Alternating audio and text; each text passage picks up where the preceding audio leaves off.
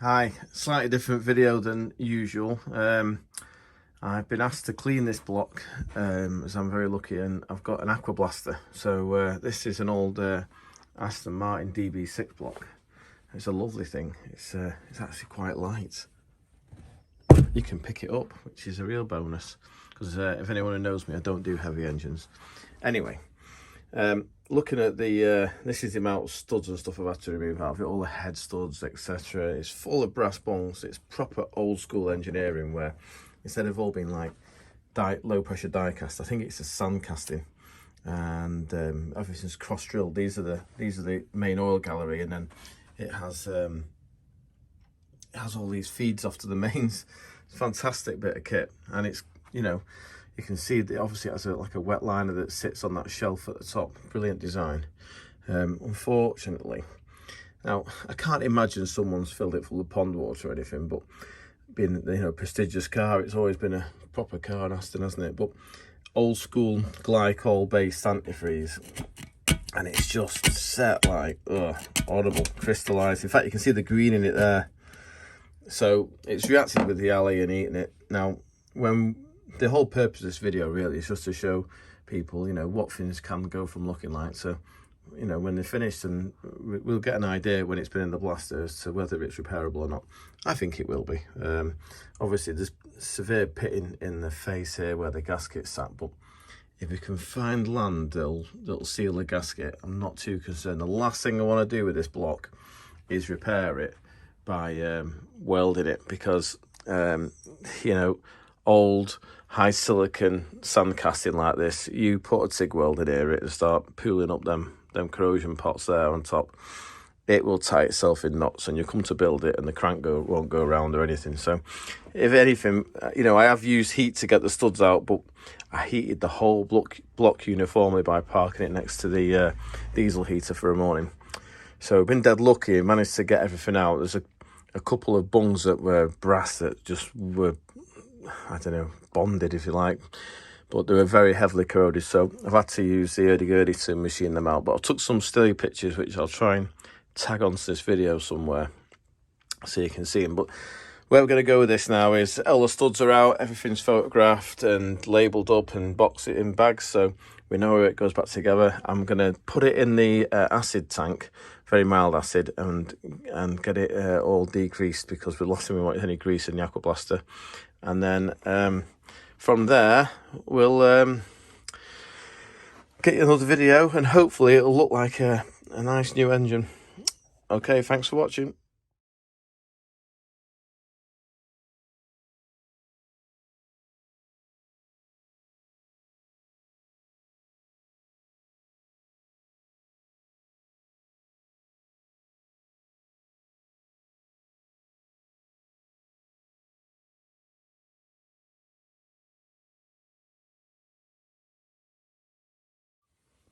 Right, I've just set the camera up just to show you how thick this build-up is. Obviously, where this build-up was bridged between the liner and the outside of the block, the cooling was unable to work, because obviously the water couldn't get there. So I've not seen the rest of the engine to comment on what state the liners are in, but I can't imagine it did it any good. Anyway, I'll just gotta chip this off here, because just to show you how deep it is.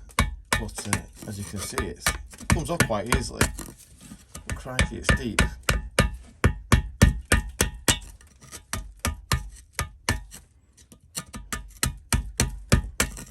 Yeah, I'd imagine that this absolutely ruined the radiator and stopped it from being efficient. Probably caused the engine to overheat quite badly. If it was made to do any work, a big bit came up there. Yeah, well, that was just the purpose of that anyway. Thank you.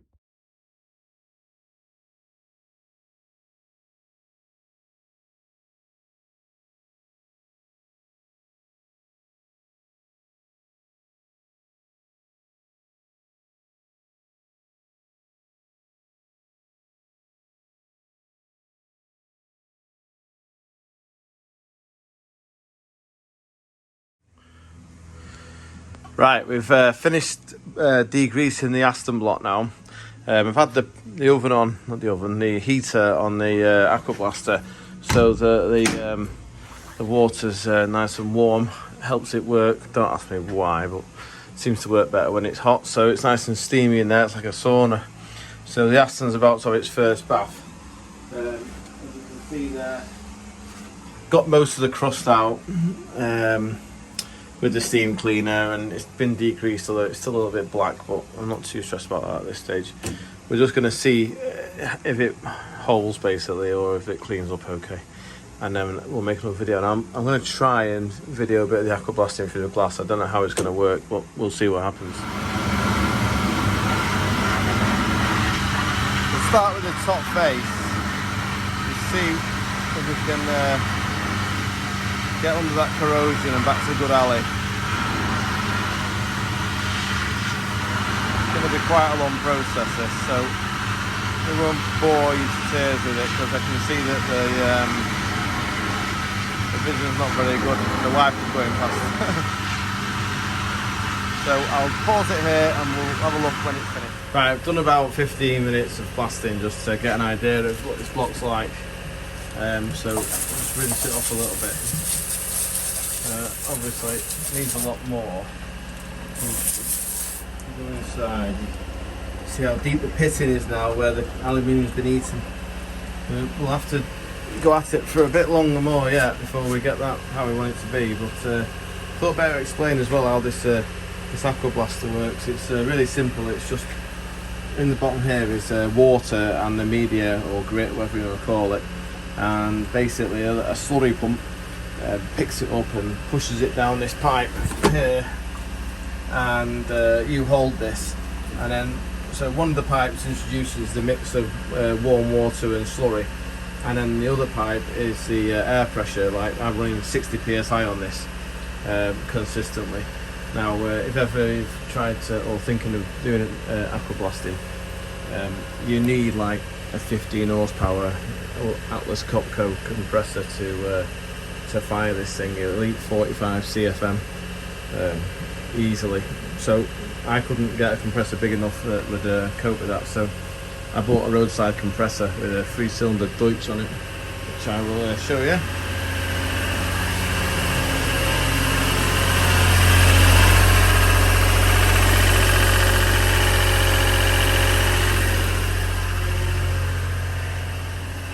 That running flat sticks and we can run all day. So we'll get cleaned up and get the pressure washer on it, and then we'll have a look at this block and see if it's usable. Right, back again with the Aston block, finished in the aqua blaster now. So it looks a bit prettier. It's a lot of corrosion, I'm afraid. I've had a bit of a discussion with the customer how we're going to go about it, and basically this block isn't scrap. You can get new ones, but they're very expensive. But if you look, you'll see most of the corrosion's come off now. There's still a few bits that I couldn't quite get to because of the shape of the nozzle on the blaster. But the important thing is this diameter at the bottom here, where the O-rings on the liner sit. This will clean up on all of them. The corrosion hasn't encroached into that area. So I was going to just talk for a little second about how impressed I am, really, how clever and what a brilliant bit of kit this is. If you think it was probably designed in the late 50s, early 60s or something, I'm not sure. I'm not an Aston guru because I could never afford one, so it don't interest me. But if you look at this liner, obviously you can see here it has a shoulder at the top which sits in this index here, so the whole thing grows together as with the very high expansion rate. This aluminium, it's old school alley.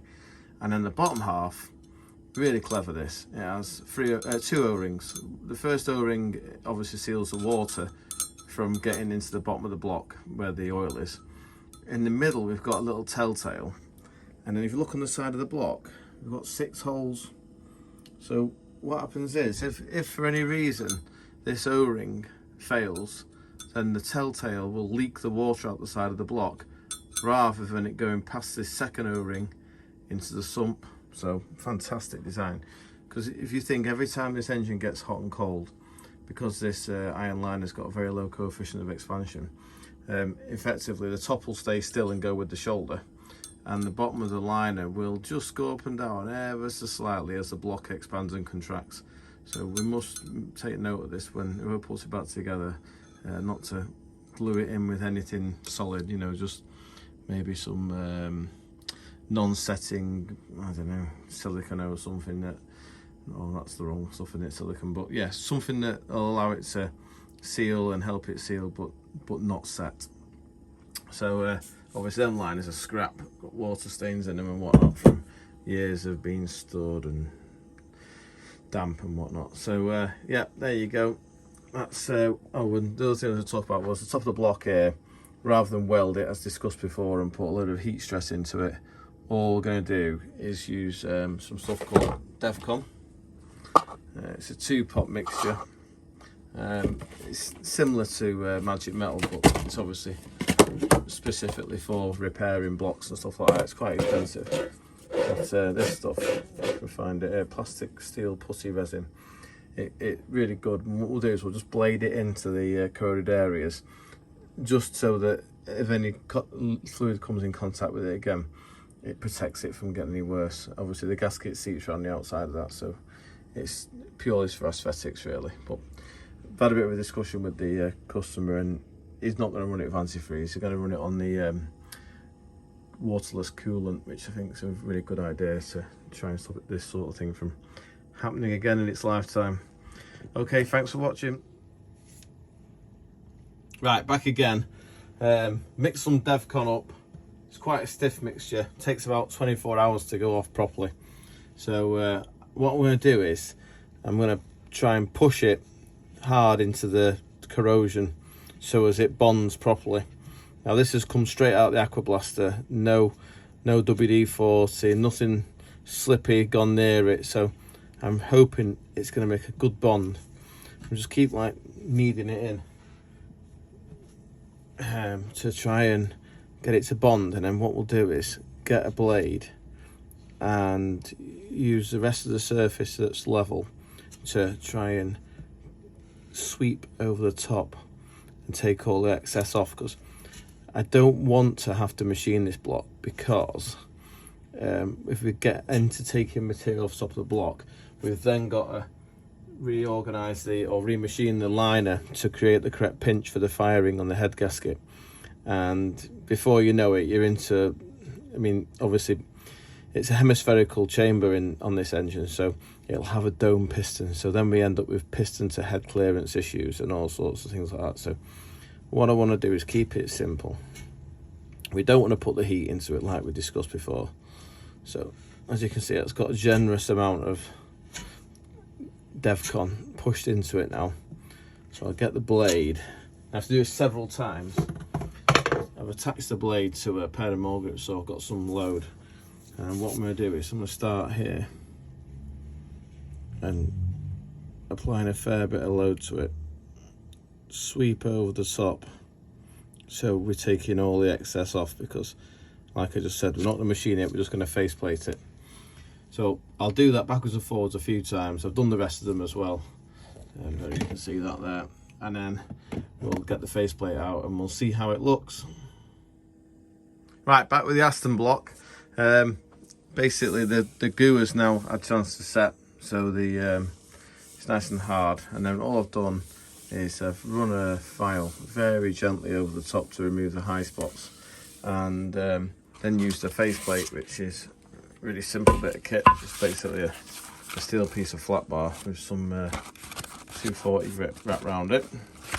And then all I've done is go backwards and forwards. And you can hear it quite nice now.